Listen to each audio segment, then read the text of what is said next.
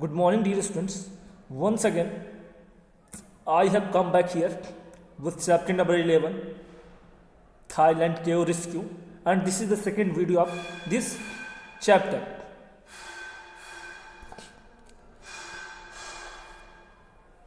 And page number is 61. So let's begin. Everyone in Mesai knew of this. So when the wild boars went missing, तो मेसाई में जो भी लोग थे वहाँ पे सभी लोगों को मालूम था कि जो बच्चे होंगे, ये जो वाइल्ड बोर्स थी वो एक फुटबॉल टीम थी, उन बच्चों की 12 बच्चों की और कोच की। तो सभी को मालूम था कि जो वाइल्ड बोर्स की जो टीम है, ये जो 12 बच्चे हैं, ये उसी केव में फंसे होंगे। It was natural for the parents and everyone to head straight for the caves.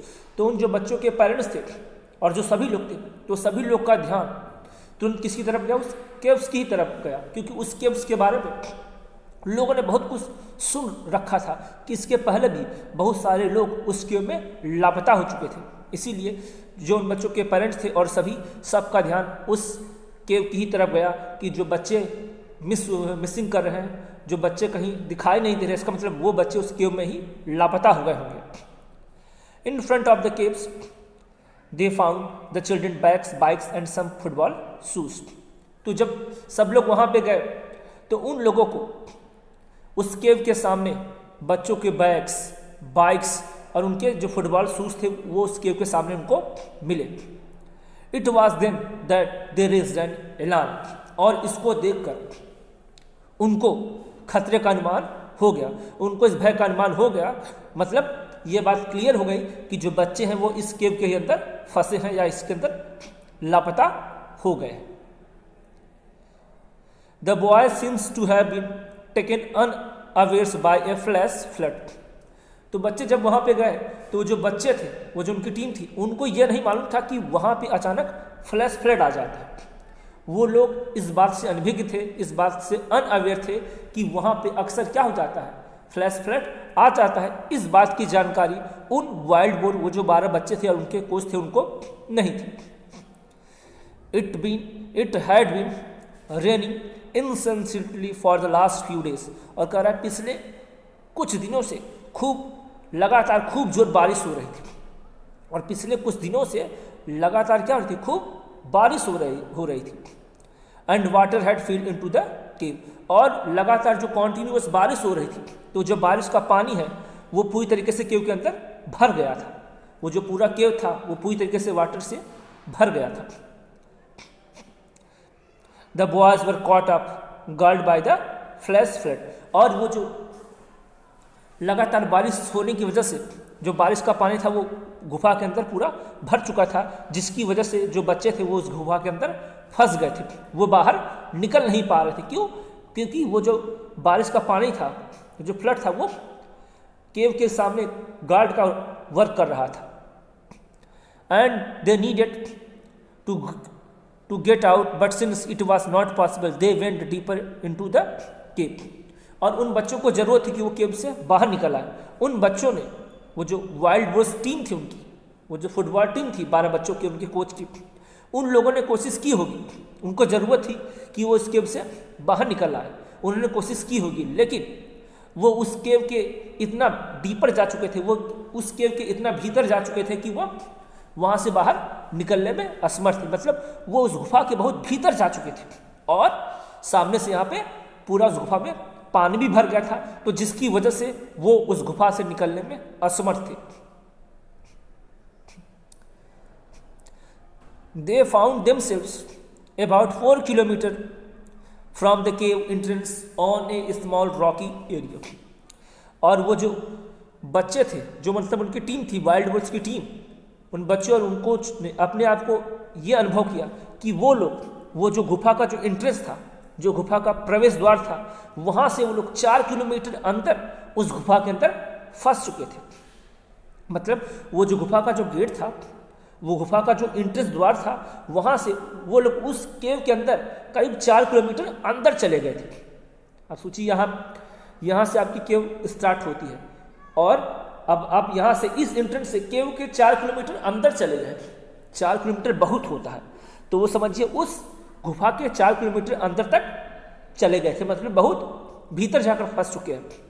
और वो वहाँ पे कहाँ पे थे, ए स्मॉल रॉकी एरिया, क्योंकि गुफा में सब जगह पानी है, लेकिन वहाँ पे एक छोटा सा रॉकी एरिया था, चट्टान वाला एरिया था, जहाँ पे पानी नहीं पहुँचा था। वो वहीं पे खड़े हुए थे अपने आप को बचा के, वरना नीचे रहते तो पानी में डूब जाते, क्योंकि उस गुफा के 4 किलोमीटर अंदर तक है। तो वहाँ पे एक छोटा सा रॉकी एरिया था, पत्थर वाला चट्टान था, वो वहीं पे जाके ऊपर खड़े हुए थे। क्यों?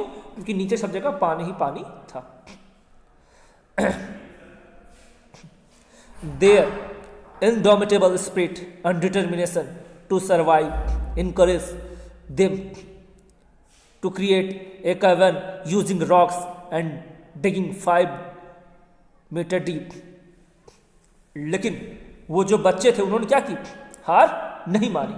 उनके अंदर डिटर्मिनेशन था, उन्होंने ठान लिया था कि हम हिम्मत नहीं हारेंगे, हम अपनी तरफ से पूरी प्रयास करेंगे और अपने आप को इस गुफा से सुरक्षित बाहर निकालेंगे। तो जो उनकी पूरी टीम थी, क्योंकि 12 बच्चे थे और उनके कोच थे, तो उन लोगों ने क्या की, हिम्मत नहीं मारी। उन लोगों ने ठान लिया कि हमको निकलना है, सर्वाइव किया है। तो उन्होंने क्या किया, सम्मिलित होकर काम करना शुरू किया, ठीक। और उन्होंने वो जो रॉक्स थी, उस रॉक को उन्होंने क्या किया, 5 मीटर जो डीप था, उन्होंने क्या किया, इसको खोदना शुरू किया, वो जो रॉक्स थी, ठीक। So that they could huddle together and keep work. तो उन बच्चों ने ठाना, वो जो टीम थी वाइल्ड वुड्स की, 12 बच्चों कोच के, उन्होंने ठान लिया, इरादा बना लिया कि हमको हिम्मत नहीं आनी है। और उन लोगों ने मिलकर क्या किया, 5 मीटर डीप उन्होंने क्या किया, खुदाई करना शुरू कर दी। They could huddle together and keep work. वो क्या, वो एक साथ जुट गए, क्योंकि वो लोग एक साथ थे। क्यों? क्योंकि 12 बच्चे थे और कोच थे, तो 13 लोग हो गए। तो ऐसे क्या हो गया, यदि ज़्यादा लोग रहते तो क्या होती, हिम्मत रहती। तो 12 लोग थे और उन्होंने कहा कि हम लोग 12 लोग हैं और कोच के लोग एक लोग और, तो 13 लोग हैं, तो हम लोग हिम्मत नहीं मारेंगे, हम लोग एज अ टीम काम करेंगे और इस केव से निकलने में सफल होंगे। तो उन्होंने क्या किया, एक साथ मिलकर उसमें डिगिंग करना, खुदाई करना शुरू किया। एंड कीप वार्म, और ताकि वो अपने आप को थोड़ा सा वार्म रख सके, गर्म रख सके, क्योंकि बहुत ठंडा था। There was no food. अब उस गुफा में खाने के लिए उनके पास तो कुछ था ही नहीं। But they did have a supply of drinkable water which trickled from the cave walls. अब देखिए, खाने के लिए तो कुछ नहीं है, तो बिना खाए 1-2 दिन चल भी सकता है, लेकिन बिना पिए तो हो नहीं पाएगा। तो वहाँ पर उनके पास खाने के लिए कुछ नहीं था, कोई भी भोजन नहीं था, लेकिन उनके पास पीने के लिए ड्रिंकेबल वाटर था। क्यों? क्योंकि वो जो केव की वाल्स थी, वो जो गुफा की दीवारें थी, उसमें से पानी क्या हो रहा था, बूंद बूंद कर क्या कर रहा था, टपक रहा था, पसीज रहा था। तो उस पानी से उन्होंने क्या किया, अपनी प्यास बुझाई। It was dark. अब केव के अंदर है तो चारों तरफ क्या था, अंधेरा था। But they had their torches. लेकिन उन बच्चों के पास उनकी क्या थी, टॉर्चेस थी। The porous limestone and cracks in the rocks allowed the air to come through. अब वो जो रॉक्स थी, वो जो बड़ी बड़ी चट्टानें थी, केव थी, उसमें क्या थी, छोटे छोटे से क्या थे, क्रैक्स थे। और उन क्रैक के माध्यम से उसके अंदर क्या रही थी, थोड़ी बहुत हवा आ रही थी, जिससे वो क्या करे, सांस ले सके। मतलब वो जो रॉक्स थी, तो उसमें बीच बीच में थोड़ी सी क्रैक्स थी, दरारें थी, और उस दरारों से क्या रही थी, थोड़ी बहुत हवा आ रही थी, जिससे कि वो सांस लेकर जीवित रह सकते थे। तो वो जो केव्स थी, वो जो रॉक्स थे, उसमें छोटे छोटे क्रैक थी, और ये क्रैक का होना उनके लिए फायदेमंद था। क्यों? क्योंकि उन्हीं क्रैक के माध्यम से, उन्हीं दरारों के माध्यम से उनके पास थोड़ी बहुत हवा पहुंच रही थी, जिसकी वजह से वो वहां पे सर्वाइव कर सकते थे, ब्रीथ कर सकते थे। At least for a little while they had the right conditions to survive. कुल मिला के कम से कम वो वहां पे सर्वाइव कर सकते थे। क्यों? क्योंकि थोड़ी बहुत हवा आ रही थी क्रैक के माध्यम से, जिससे वो सांस ले सकते थे, और वहाँ पे उनको पीने के लिए भी पानी अवेलेबल था, जो कि केव वॉल से टपक रहा था। Their coach a former monk said in an interview. तो वो जो 12 बच्चों की टीम थी, वो जो फुटबॉल टीम थी, उसका नाम क्या था, वाइल्ड वुड, और उनके साथ कोच भी थे। तो ए जो कि पहले साधु रह चुके, जो उनके कोच थे वो पहले एक साधु रह चुके थे, ठीक, वो भूतपूर्व साधु रह चुके थे, योगी रह चुके थे। उन्होंने अपने इंटरव्यू में कहा, I encourage and taught the boys to meditate to help them stay calm and use as little air as possible. तो उनके जो कोच थे वो भी उनके साथ फंसे हुए थे। तो उन्होंने एक इंटरव्यू में बताया कि मैंने बच्चों को इनकरेज किया, मोटिवेट किया और उनको सिखाया क्या करने के लिए, मेडिटेट करने के लिए, ताकि वो अपने आप को हेल्प कर सके। मतलब उनके जो कोच थे वो भी उसमें फंसे हुए थे कि उन्होंने बच्चों को ये इनकरेज किया और उनको सिखाया कि कैसे वो कम एयर में मेडिटेट कर सकते थे। उन्होंने बच्चों को वहाँ पे मेडिटेशन करना सिखाया कि कैसे कम एयर में आप ब्रीथिंग कर सकते हैं, ये उन्होंने सिखाया। I also asked them to lie still to preserve their strength. और उन्होंने बच्चों को ये भी कहा, पूछा कि आप वहाँ पे क्या करिए, लेट जाइए, ताकि आप अपनी स्ट्रेंथ को, शक्ति को बचा कर रखें, सुरक्षित रखें। तो उनके जो कोच थे वो भी उनके साथ वहाँ पे फंसे हुए थे। उन्होंने बच्चों को इनकरेज किया, सिखाया कि कैसे कम एयर में वो मेडिटेट कर सकते थे। उन्होंने उनको मेडिटेशन सिखाई और बताया कि वो कैसे अपने आप को, अपनी एनर्जी को बचा सकते, प्रिजर्व कर सकते। But most importantly they derive in courage and felt secure because the Wild Boars at one another. लेकिन वो जो बच्चे थे उनके अंदर लड़ने की अजीब सी दृढ़ शक्ति थी। क्यों? क्योंकि वो जो बच्चे थे वो क्या थे, पूरी एक टीम थी। वाइल्ड बोर्ड्स, जो वाइल्ड बोर्ड्स थी वो एक फुटबॉल टीम थी और इसमें 12 बच्चे थे। तो सब बच्चे एक साथ थे, 12 बच्चे एक साथ थे, इसलिए उनके अंदर क्या था, जुनून था। उनके अंदर एक ये उत्साह था कि हम लोग 12 लोग हैं और यदि हम 12 लोग एक साथ रहेंगे तो हम यहाँ से निकलने में कामयाब हो सकते हैं। इसलिए वो अपने आप को सुरक्षित महसूस करते, क्योंकि वो एक एज ए टीम वो उस गुफा में फंसे हुए थे, 12 लोग थे। अकेला कोई वक्त उस गुफा में फंसा होता तो मर जाता, लेकिन अब यहाँ पे 12 और कोच है 13 लोग हैं। तो वो सोचते हैं कि चलो हम लोग एक साथ हैं तो कुछ होने वाला नहीं है, मिल के कोशिश करेंगे और इस गुफा से बाहर निकल जाएंगे।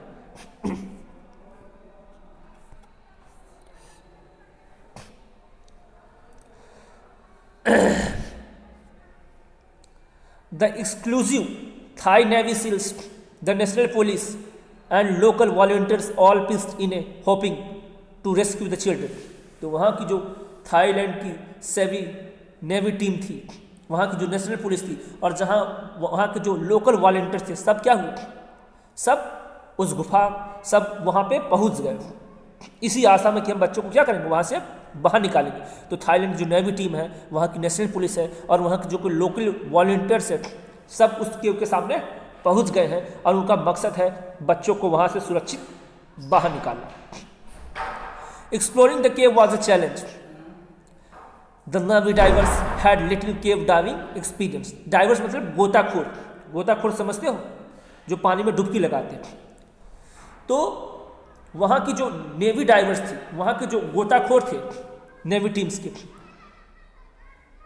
उनको ये मालूम था कि गुफा के अंदर इंटर करना एक बहुत बड़ा चैलेंज था। गुफा के अंदर उन बच्चों को ढूंढना बहुत बड़ा चैलेंज था। और वो जो नेवी की टीम थी, उसके जो गोताखोर थे, उनको इस तरीके के गुफा में डुबकी लगाना, गुफा में डाइविंग करने का बहुत ही कम एक्सपीरियंस था। अब जो नेवी टीम है उसको पानी में तो गोता लगाने का, पानी में डुबकी लगा के सर्च करने का एक्सपीरियंस है, लेकिन केव के अंदर, और केव जिसके अंदर पानी भरा हो, उस केव में डुबकी लगाकर गोताखोरों को ये पता करना बहुत मुश्किल था। मतलब उस केव के अंदर डाइविंग करना, डुबकी लगाकर बच्चों का पता लगाना, इसका अनुभव जो नेवी टीम थी उसको भी बहुत कम था। तो नेवी टीम की जो गोताखोर थे उनको भी केव के अंदर डाइविंग करने का बहुत ही कम एक्सपीरियंस था, इसलिए ये एक बहुत बड़ा चैलेंज था। And the heavy rainfall, rising water level, flooding of the chambers acted as a deterrent for the rescuers. तो बचाने के लिए जो टीम पहुंची थी तो लगातार बारिश हो रही थी और जो वाटर लेवल था उसके में वो बढ़ता ही चला जा रहा था, और जो बाढ़ थी वो बाढ़ का लेवल भी बढ़ता चला जा रहा था। तो जो लगातार बारिश हो रही थी, लगातार बारिश और वाटर लेवल का बढ़ना, फ्लड का बढ़ना, तो जो रेस्क्यूअर थे, जो बचाने रहे थे, उनको रोक रहा था। लगातार बारिश हो रही थी, वाटर लेवल लगातार बढ़ता ही जा रहा था, तो वो जो नेवी टीम थी उनके लिए चैलेंज था, वो उनको रोक रहा था, आगे बढ़ने से रोक रहा था, क्योंकि सिचुएशन बहुत ही डेंजरस थी। Engineers tried drilling into the mountain side, और जो इंजीनियर्स थे उन्होंने क्या किया, जो पहाड़ थी, माउंटेन थी, उसमें उन्होंने ड्रिलिंग करना शुरू कर दिया। Trying to find cracks into the walls which allowed them to squeeze in them. तो जो इंजीनियर्स थे वो उस केव वॉल्स में वो क्रैक्स को ढूंढ रहे थे। जो इंजीनियर्स थे वो उस केव की वॉल्स में क्रैक को ढूंढ रहे थे ताकि वो उस क्रैक के माध्यम से क्या करे, उसको ड्रिलिंग कर सके, खोद सके। Which would allowed them to squeeze in, ताकि वो उस क्रैक के माध्यम से उसको खोद सके, निकाल सके। They also try to pump out water from the cave and use drones with thermal sensors to try to locate the boys. तो जो इंजीनियर्स की टीम थी वो उस माउंटेन में, शायद उस पहाड़ में ड्रिलिंग करने की कोशिश कर रही थी, और वो माउंटेन में, वो उस केव में, वो उन केव्स की वॉल्स में क्रैक्स ढूंढ रहे थे, दरार ढूंढ रहे थे, ताकि वो उन दरार के माध्यम से ड्रिलिंग कर सके और उन क्रैक के माध्यम से वो उस गुफा में जो वाटर है, उस वाटर को उस क्रैक के माध्यम से ड्रिलिंग करके बाहर निकाल सके। और उन्होंने जो ड्रोन्स कैमरास थे, जो थर्मल सेंसर्स थे, उन ड्रोन्स और थर्मल सेंसर के माध्यम से वो बच्चों के लोकेशन पता लगा रहे थे। उन्होंने ड्रोन्स और जो थर्मल सेंसर थे उसके माध्यम से वो इस बात का पता लगाने की कोशिश कर रहे थे कि बच्चे इस गुफा में किस जगह पे उपस्थित हैं। तो आज यहीं तक, थैंक यू एवरीवन।